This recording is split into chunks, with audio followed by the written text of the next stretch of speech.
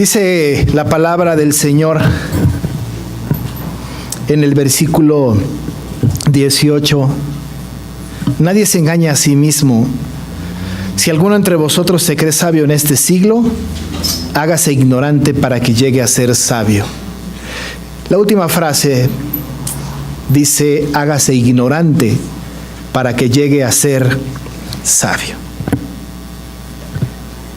La palabra del Señor tiene diferentes mandatos, tiene diferentes expresiones de cómo quiere que su iglesia sea. Normalmente nos gusta a nosotros distinguir de la palabra cuando la Biblia distingue a la iglesia con palabras hermosas, da instrucciones precisas, concretas, que nos agradan. Pero a veces tenemos instrucciones de la palabra que son un poco contradictorias a nuestra cultura, contrarias a nuestra lógica. Y entonces viene a nuestra mente la posibilidad de descartar el consejo bíblico porque pensamos que no tiene lógica a partir de la lógica que nosotros acostumbramos a tener. Recién hace algunos meses atrás, o un par de meses quizá, cuando estábamos hablando de los primeros capítulos de este libro maravilloso, estábamos hablando acerca de este contexto de la ciudad en donde está ubicada la iglesia de Corinto. Hemos dicho que está al sur de Grecia. Hemos dicho que está en una región, en un lugar en donde la promiscuidad, el libertinaje, la prostitución están a la orden del día. Pero no solo esto, que son pecados muy visibles. Hemos hablado, y el apóstol nos habló ya en el pasado, en los capítulos anteriores, que también tenían una especie de exaltación a la sabiduría. Y claro, el apóstol había venido de Atenas a Corinto, y ahí en Atenas él se había encontrado con este mundo de filosofía, de grandes sabios, de grandes pensadores. Alababan a la filosofía, alababan la retórica, exaltaban el discurso filosófico serio. A veces les gustaba escuchar diferentes disertadores de diferentes ideas filosóficas, y la gente le gustaba escuchar estas cosas. Es posible que no entendieran nada de lo que estaban escuchando, pero se sentían importantes porque estaban escuchando un discurso filosófico importante. Ellos tenían una exaltación pues al discurso, a la retórica, a la sabiduría. Esto era una característica de la gente de Corinto, tanto así que el apóstol tiene que hablar fuertemente respecto de la sabiduría del mundo, respecto de la sabiduría de las personas que están ahí, de la gente que ha venido del mundo a la iglesia y que se ha metido a la iglesia y que quiere seguir enarbolando la bandera de la sabiduría por la sabiduría misma. Y entonces se llenó la iglesia de un montón de gente del mundo que, pues, ya dijimos, exaltaba la sabiduría, y la manera de que ellos concebían las ideas en su mente tenía que ver bajo los principios de la sabiduría. Para que yo pueda saber que esto es cierto, para que yo pueda saber que esto es razonable, tiene que ser lógico. Si no es lógico, no lo puedo aceptar como verdad absoluta. La lógica era un concepto importante de los filósofos de aquella época, de nuestra época también, en donde tiene que ser lógico, si no, no lo acepto. No es una enseñanza, no es un aprendizaje que yo pueda aceptar, porque la sabiduría del mundo, los grandes filósofos, ¿no?, hablaban acerca de estos conceptos de la lógica, ¿no? Tiene que ser lógico. Si no es lógico, entonces no. Tiene que tener una cierta conexión con las famosas proposiciones de verdadero es igual a verdadero, falso es igual a verdadero, pero verdadero y falso y verdadero es falso. Y entonces sometían todo su conocimiento a este tipo de situaciones en donde la lógica tenía que prevalecer, y si esto no es lógico, entonces no lo acepto, no es para mí, y lo rechazo.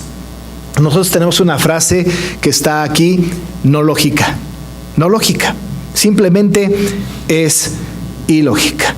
El apóstol dice: hágase ignorante para que llegue a ser sabio.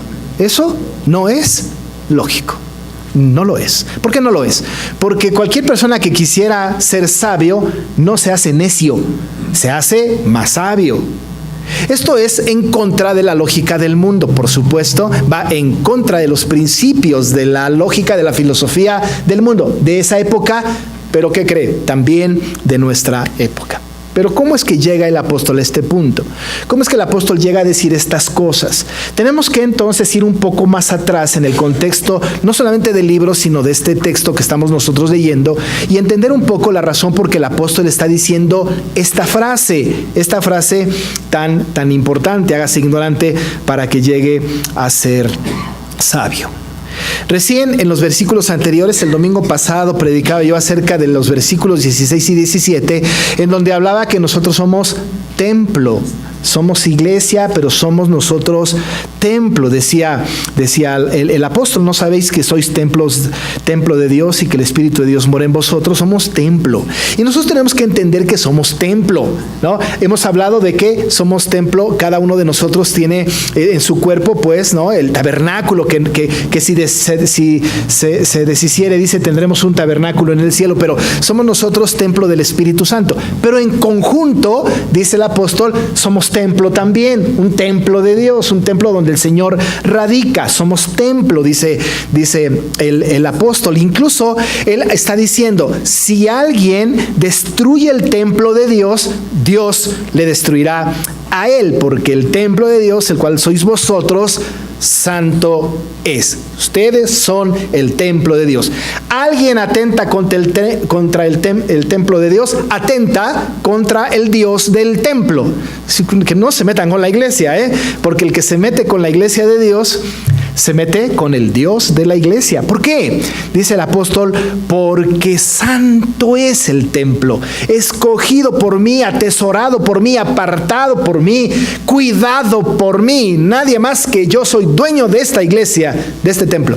Así que el que se mete con el templo de Dios será destruido, dice la palabra. Si alguno destruyera el templo de Dios, Dios le destruirá a él. Gran cosa y temor tiene que haber para aquellas personas que atentan contra la iglesia. Tienen que tener cuidado. Claro, el mundo, el que no es creyente, constantemente atenta contra la iglesia del Señor, constantemente, de diferentes maneras, de muchas formas. Claro, el Señor ya tiene una condena para todas aquellas personas que atentan contra la iglesia y que no son creyentes. Por cierto, ellos ya tienen, de hecho, su condenación.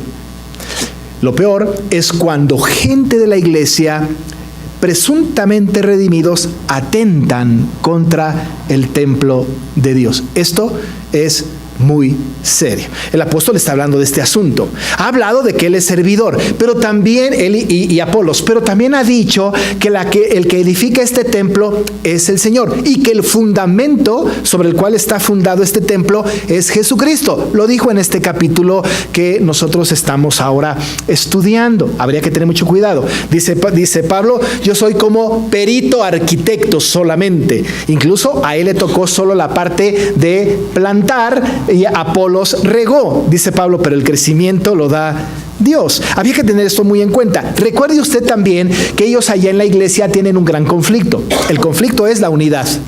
Tienen un problema de unidad. Unos dicen: yo soy de Pablo, otro yo soy de Cefas, otro yo soy de Apolos, otro yo soy de Cristo. Y está faccionada la iglesia. Entonces el apóstol, teniendo todo esto en mente, siguiendo este hilo conductor, ahora les va a decir a aquellos que están dentro de la iglesia y que se sienten muy importantes, muy capaces, muy sabios, va a tener una palabra para ellos, una palabra fuerte, una palabra importante, una palabra de precaución para estas personas. Pero le dice a la iglesia de Cristo, a este templo de Dios. Empieza con esta expresión muy interesante, diciéndoles: nadie se engañe a sí mismo. Fíjese que esto de que nadie se engañe a sí mismo es un poco complicado, porque ¿cómo se puede engañar uno a sí mismo? Tiene que ser deliberado, porque ¿cómo? Usted puede hacer algo y después decir: ay, no me di cuenta. ¿Cómo se engaña uno a sí mismo? Yo no puedo decir: me voy a decir una mentira a mí y ojalá y que no me la crea, o que sí me la crea. ¿Cómo se autoengaña una persona? Es un poco complicado, ¿no es cierto? Es difícil. Desde luego que no estamos hablando de este tipo de engaño. Pero cuando la Biblia dice aquí que nadie se engaña a sí mismo, es que la gente en la iglesia en Corinto empezó a sentir, algunos empezaron a sentir de sí mismos algo que no estaba acorde con la palabra del Señor. Estaban pensando de sí mismos algo que no era correcto a partir de lo que el Señor estaba determinando. Dice el apóstol a aquellos: nadie se engañe a sí mismo, no se engañen. Hay un montón de maneras de autoengañarse. Incluso el apóstol ahí en el capítulo 6 de esta primera carta, en el versículo 9, va a usar esta expresión también, que tiene dos traducciones distintas, pero que tienen su misma raíz, y va a decir allá en este capítulo: no erréis. Usted puede ver allá en 1 Corintios 6:9 que él dice: no erréis. Este no erréis es tanto como decir: no se engañen. No hierran, no se equivoquen, no se engañen. Allá en el capítulo 6 dice, por ejemplo, no erréis. Ni los fornicarios, ni los idólatras, ni los adúlteros, ni los afeminados, ni los que se echan con varones, ni los ladrones, ni los avaros, ni los borrachos, ni los maldicientes, ni los estafadores heredarán el reino de Dios. No erréis, que no se engañen. No pueden engañarse en esto. No erréis. Alguien dice, pero ¿por qué no? Pero si son lindísimas personas, son finísimos, amigos entrañables, los maldicientes, los engañadores, los afeminados, los fornicarios, los idólatras, son gente extraordinaria. Dice el apóstol: no erréis. No se engañen a sí mismos. No erréis. En la iglesia de Corinto había esta clase de personas, y lo sabemos porque pues Pablo les está escribiendo a los corintios de estas personas. Estaban dentro de la iglesia, que es lo peor. Tenían conductas inmorales, que es peor. Ahora, lo que pasa aquí, y lo vamos a ver un poco más adelante, es que tenían una cierta tolerancia los corintios hacia ciertas personas. Lo vemos a lo largo de toda la carta. Al principio, cuando empecé a predicar esta carta, di una lista de problemas que tenía la iglesia. Tenían problemas, por ejemplo, de unidad, ¿no es cierto? Tenían un problema de unidad. Yo soy de Apolos, yo soy de Pablo, yo de Cefas, yo de Cristo. Es como si escucháramos al apóstol diciendo: no se equivoquen, no erréis, no se engañen a ustedes mismos, esto está mal. Por ahí también había personas que tenían problemas al respecto de la inmoralidad sexual, tanto que un hijo se estaba metiendo con su madrastra. Había pues incesto dentro de la iglesia, había un problema sexual fuerte. Y tiene que hablar Pablo fuerte al respecto de esto. Cuidado con los fornicarios, con estos homosexuales, con estos afeminados, con estos fornicarios, pues. Tengan cuidado, no erréis. Está diciendo el apóstol Pablo: no se engañen a sí mismos. Había un problema muy serio con la carne sacrificada a los ídolos. Había gente que decía: no pasa nada. Otros que decían: sí pasa. Y los que sabían mucho criticaban a los que sabían poco. Tanto así que el apóstol Pablo tiene que decirles: oigan ustedes fuertes, tengan ustedes una renuncia a esto por amor a los débiles. No erréis, no se engañen a ustedes mismos. Había problemas en el matrimonio, había personas que decían: no me caso, voy a vivir en unión libre toda mi vida. Había incluso matrimonios que decían: no tendremos más relaciones entre nosotros porque es inmoral. Dice el apóstol: no erréis, no se equivoquen. La mujer no tiene potestad sobre su propio cuerpo sino su marido, y el marido no tiene potestad sobre su propio cuerpo sino su mujer. Cumpla el marido con su mujer el deber conyugal. No erréis. No se engañen a ustedes mismos. Son ideas que vienen de afuera. Había un problema muy serio respecto de lo que tenía que pasar en la iglesia, porque la filosofía del mundo traía un montón de gente de afuera, de diferentes partes del mundo, que empezaban a hablar acerca de doctrinas tan tremendas que se volvió un relajo el culto público. Y yo profetizo, yo hablo lenguas, y yo sano, y yo hago milagros, y había un montón de gente. Dice el apóstol: no se equivoquen, no se engañen a ustedes mismos, que todo sea decentemente y con orden, pero sobre todo que profeticéis. Había un problema muy serio respecto de la resurrección. Algunos decían, no hay resurrección de muertos. Otros decían, sí hay resurrección de muertos. No se equivoquen, no se engañen ustedes mismos. ¿Pero por qué había estos problemas? Porque gente de la comunidad, gente de la ciudad, empezó a venir a la iglesia.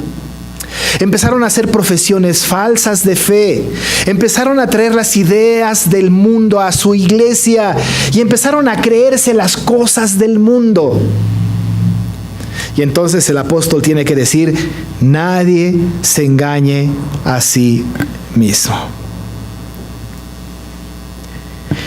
Si alguien entre vosotros se cree sabio en este siglo, hágase ignorante. ¿Qué pasó? Dice el apóstol, si alguno de vosotros se cree sabio en este siglo.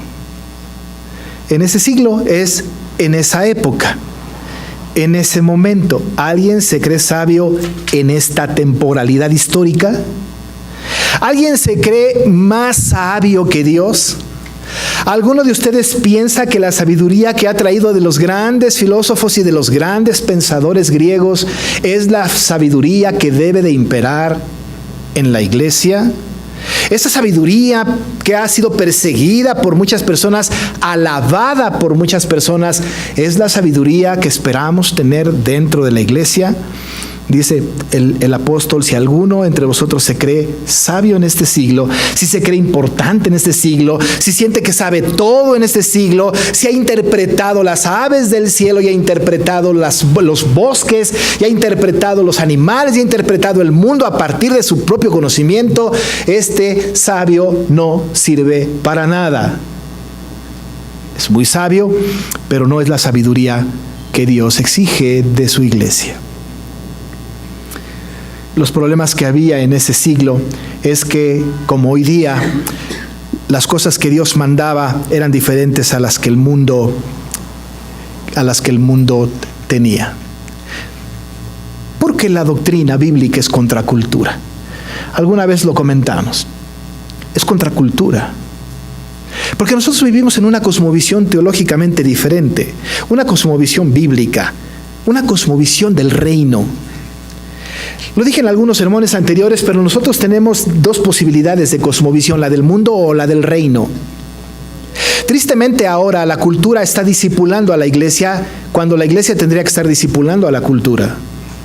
Estamos viviendo y sometidos bajo la fuerza de la filosofía del mundo y nuestra cosmovisión está siendo más mundana que cristiana. El asunto de la secularización de la iglesia se está dando a pasos agigantados. Ahora nosotros creemos que lo que al mundo le funciona, a la iglesia le funciona. Traemos la sabiduría del mundo a la iglesia y pensamos en las estrategias del mundo y decimos que las estrategias del mundo han tenido éxito y pueden tener éxito también, por supuesto, dentro de la iglesia. Vivimos pues en dos cosmovisiones distintas. Y el apóstol está diciéndole a los creyentes de allá que la cosmovisión del creyente de la iglesia, que es templo de Dios, tiene que ser con una sabiduría diferente, basada en un principio distinto. Dice la Biblia que tenemos que amar a los enemigos, ¿no es cierto? Pero nosotros, por ejemplo, decimos el que me la hace, la paga. Esto es diferente. Esto es la sabiduría del mundo. Dice la Biblia que nosotros tenemos que dar generosamente y que no sepa la izquierda lo que hace la derecha. Nosotros, en cambio, tenemos una cultura individualista, ni siquiera damos porque lo mío es mío. Y cuando doy, lo anuncio con trompeta. La Biblia dice que cuando me pegan en una mejilla, ponga yo también la otra. La filosofía y la lógica del mundo dice, si tú me pegas, yo te pego de nuevo. Como la tercera ley de Newton. Nosotros vivimos pues en un mundo en donde la lógica es distinta. Pero la lógica de Dios no es la lógica del mundo. La lógica del mundo no es la lógica de Dios. La sabiduría del mundo no es la sabiduría de Dios. Nosotros tenemos pues que anhelar esa sabiduría. No erréis, no nos equivoquemos. Si alguno entre nosotros se cree sabio en este siglo, si nosotros pensamos que lo que nosotros hemos aprendido del mundo es lo mejor, no nos equivoquemos. La sabiduría que el creyente debe perseguir es una sabiduría distinta a la sabiduría del mundo. Recuerde usted, lo he citado varias veces, pero Santiago le ha dicho a la iglesia que la sabiduría del mundo es animal, terrenal y diabólica. Es una sabiduría que no es agradable ante los ojos de Dios. Es una sabiduría que nos aleja de Dios. Pero tenemos que buscar pues la sabiduría de Dios, la sabiduría que viene de lo alto. Esa que pidió Salomón. El mismo Santiago, ahí en el capítulo 1, dice que si alguno de ustedes tiene falta de sabiduría, pídala a Dios, el cual da a todos abundantemente y sin reproche, y les será dada. Esa sabiduría es la que la iglesia busca. Es la sabiduría que debemos de buscar. ¿Qué tenemos que hacer? Rechazar, amado hermano, la sabiduría del mundo por completo. Déjeme ser un poco radical, pero no podemos nosotros aceptar ni una pizca de la sabiduría del mundo.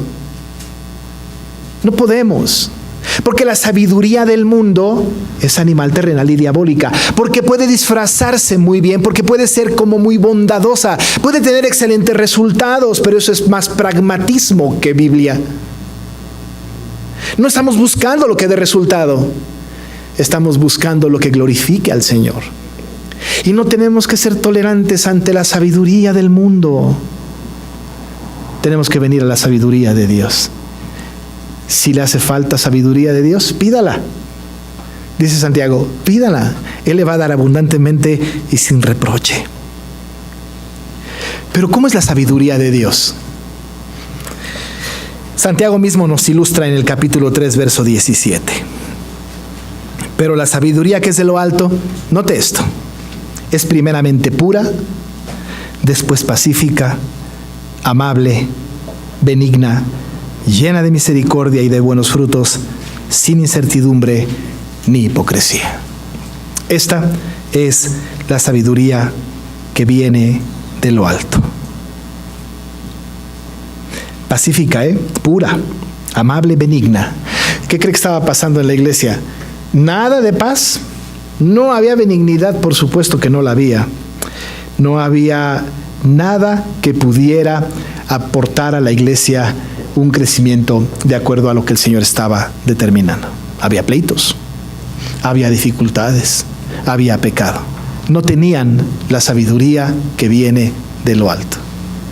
Dice el apóstol, no se equivoquen, no erréis. Si alguno entre vosotros se cree sabio en este siglo, hágase ignorante. No podemos tolerar ni tantito la sabiduría del mundo. Hace tiempo estuve en una reunión, algunos años atrás, en donde se hablaba de cómo debemos nosotros de evangelizar al mundo, a México en particular. Y se debatió sobre esto en un grupo de pastores. Y decían ellos que para que podamos nosotros hacer una labor evangelística adecuada, tenemos que buscar lo que ellos le llamaron el rapport, lo cual significaba que teníamos que buscar alguna actividad o alguna circunstancia que el mundo presentaba y que fuera un gancho para atraer a la gente a la iglesia. Vamos a hacer una mini olimpiada, vamos a traer un cantante popular, vamos a dar clases de cocina, vamos a hacer tal cual cosa. Empezamos a buscar las estrategias del mundo, se empezaron a buscar las estrategias del mundo y decían ellos, una vez que los tengamos con nosotros, una vez que esto tan atrayente los traiga a nosotros, les caemos con la palabra. Esa es la sabiduría del mundo. ¿Que la palabra no es suficientemente poderosa para atraer a cualquiera?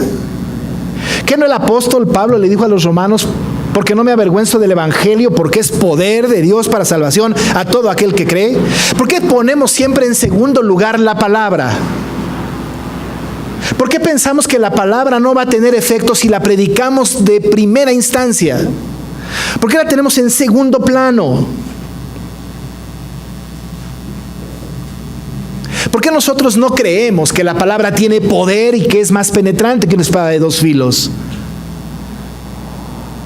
¿Por qué hacemos estrategias más mundanas que buscan la sabiduría del mundo? Díganos, mundo, cómo hacer nuestra labor evangelística. Dice el apóstol: no se engañen a sí mismos. Si alguno entre vosotros se cree sabio en este siglo, hágase ignorante, para que llegue a ser sabio. ¿Cuál es la actitud que debe de tener la iglesia ante la sabiduría del mundo? Renunciar a ella.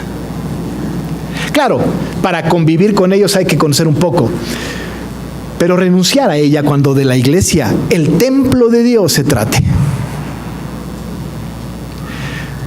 Nosotros tenemos que hacernos ignorantes. ¿Para qué? Para que al hacernos ignorantes lleguemos a ser sabios. Lleguemos a ser sabios. ¿Cómo se hace esto? ¿Cómo hacernos ignorantes para llegar a ser sabios? Es pues renunciar a la sabiduría del mundo. Es someternos a la voluntad de Dios. Es buscar en la palabra del Señor todas aquellas palabras buenas, sanas, puras, espirituales que dirijan la iglesia y nuestra vida. Hacerme ignorante es renunciar a la lógica del mundo y venir a la lógica de Dios. Hacerme ignorante es cambiar mi cosmovisión mundana a la cosmovisión del reino. Hacerme ignorante es rechazar todas aquellas cosas que no contribuyen a la iglesia y que son antibíblicas dentro de la iglesia. Tenemos que hacernos ignorantes para llegar a ser sabios. Porque la sabiduría de este mundo, dice la Biblia, es insensatez para con Dios. Es insensatez. ¿Qué cree que Dios no nos va a premiar por lo que sabemos? Dios nos va a premiar por lo que creemos. Dios tiene una recompensa para nosotros por la fe que Él depositó en nuestro corazón y nos va a pedir cuenta de esa fe. Tenemos que rechazar la sabiduría de este mundo que es insensatez para con Dios. Es bien difícil. Es bien difícil. ¿Cómo? Me dijo alguien. ¿Cómo puedo rechazar a mi jefe que me está invitando a tomar? Porque con esa reunión voy a conseguir el contrato que tanto quiero. Es el sostenimiento de mi casa. Bueno, pues hay que renunciar a eso. ¿Por qué? Porque es insensatez para con Dios. Una iglesia que yo conocí tiene un templo precioso.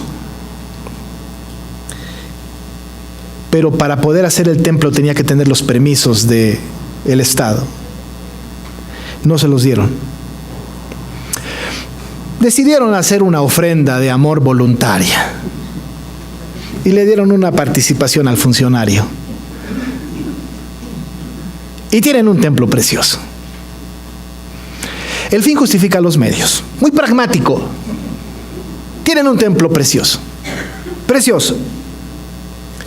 ¿Esto agradará al Señor? No. Es insensatez para con Dios. Es algo que el Señor no quiere, porque es la sabiduría del mundo, porque es traer la sabiduría del mundo a la iglesia, porque es entender al mundo como si fuera parte de la iglesia. Dice la Biblia: no se engañen a ustedes mismos, renuncien a esto, sean ignorantes para que lleguen a ser sabios, porque la sabiduría de este mundo es insensatez para con Dios. Pues escrito está, y cita la palabra, y cita un pasaje de Job 5 y luego del Salmo 94. Él dice, pues Pues escrito está, Él prende a los sabios en la astucia de ellos. El mismo sabio se enreda y tiene condena. Y por otro lado, en el Salmo 94, lo cita Pablo, y otra vez, el Señor conoce los pensamientos de los sabios que son vanos. Y nosotros no queremos que el Señor piense de nuestros pensamientos que son vanos, sino que son puros. Y el pensamiento puro del creyente es aquel que renuncia a la sabiduría del mundo. Renuncia completamente a la sabiduría del mundo. Lo hace. Lo hace. Así que, dice el verso 21, ninguno se gloríe en los hombres, porque todo es vuestro. Otras versiones dicen, no pongan su confianza en ningún hombre, porque todo es vuestro. Recién en el capítulo 1 al final, dice el apóstol Pablo, usted lo recordará, el que se gloríe, gloríese en el Señor. Y aquí dice que ninguno se gloríe en los hombres. No debe la iglesia seguir a ningún hombre. Seguir al hombre es insensatez. Seguir al hombre es seguir las corrientes de este siglo. Seguir al hombre es lo que ha causado grandes tragedias en la humanidad. Si tenemos que seguir a un hombre, tiene que ser solamente Jesucristo. No se debe de seguir a ninguna persona, por muy santa que parezca, por muy honesta que parezca. El día que la iglesia Dios es Amor siga a su pastor, está condenada completamente al fracaso. No se debe seguir a ningún hombre, así que ninguno se gloríe de los hombres. No hagan caso a las palabras de los hombres que no están centradas en la palabra de Dios. Cuando Juan estaba bautizando en el Jordán y llegó Jesús, Juan le dijo a sus primeros discípulos de Jesús, dentro de los cuales estaba Andrés, he aquí el Cordero de Dios que quita el pecado del mundo. ¿Sabe qué dice la Biblia? Oyeron a Juan y siguieron a Jesús. No dice oyeron a Juan y siguieron a Juan. Oyeron a Juan y siguieron a Jesús.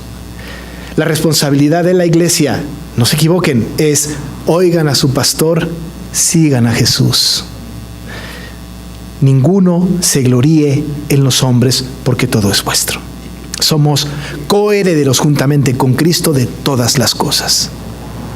¿No es cierto que el Señor Jesús en el Sermón del Monte, en el capítulo 5, verso 5, dijo que bienaventurados los mansos, porque ellos tendrán la tierra por heredad? Tenemos todo, somos dueños de todo, heredaremos todas las cosas. No nos equivoquemos. Así que no pongan su atención en los hombres. Dice, sea Pablo, sea Apolos, sea Cefas, sea el mundo, sea la vida, sea la muerte, sea lo presente, sea lo porvenir, todo es vuestro. Y el único que promete que todo es nuestro es el Señor. Y en quien tenemos que poner los ojos en nosotros es en Cristo. Y así termina el apóstol. Todo es vuestro y vosotros de Cristo. Y Cristo, dice la palabra, es de Dios. ¿Sabe qué dice el Catecismo de Heidelberg en su primer pregunta? El Catecismo de Heidelberg pregunta, la primera pregunta, ¿cuál es tu único consuelo tanto en la vida como en la muerte? ¿Sabe cuál es la respuesta? Que yo, con cuerpo y alma, tanto en la vida como en la muerte, no me pertenezco a mí mismo, sino a mi fiel Salvador, Jesucristo. Soy de Cristo. Y con Él heredo todas las cosas. Pues si vivimos, para el Señor vivimos. Y si morimos, para el Señor morimos. Así que sea que vivamos o que muramos, del Señor somos. No nos equivoquemos. La tarea de nuestra iglesia, amado hermano, es movernos en la cosmovisión del reino, en la sabiduría del reino, y renunciar a la sabiduría del mundo que solamente nos hace errar el camino. Cero tolerancia con las cosas del mundo. nos metemos de lleno a la cosmovisión del reino. Queremos ser sabios en la palabra del Señor. Hagámonos ignorantes, hagámonos necios ante la sabiduría del mundo. Vamos a orar. Con toda seguridad, Señor, hemos caído muchas veces en el error de seguir las corrientes de este siglo, en donde el enemigo es padre, gobierna. Dice tu palabra que nosotros éramos por naturaleza hijos de ira, pero por el gran amor con que nos has amado, nos has hecho nacer de nuevo. Has cambiado la condición de tal manera de que ya no somos más del mundo, sino somos ciudadanos de tu reino y queremos vivir en la cosmovisión de tu reino. Ayúdanos a renunciar a la sabiduría del mundo y a sumarnos a la sabiduría del reino. Padre, ayúdanos a no equivocarnos, a no engañarnos a nosotros mismos. Y si hay alguien que se sienta sabio, que se haga ignorante para ser sabio. Cuida de tu iglesia, Padre, lo pedimos en el nombre de Jesús. Amén.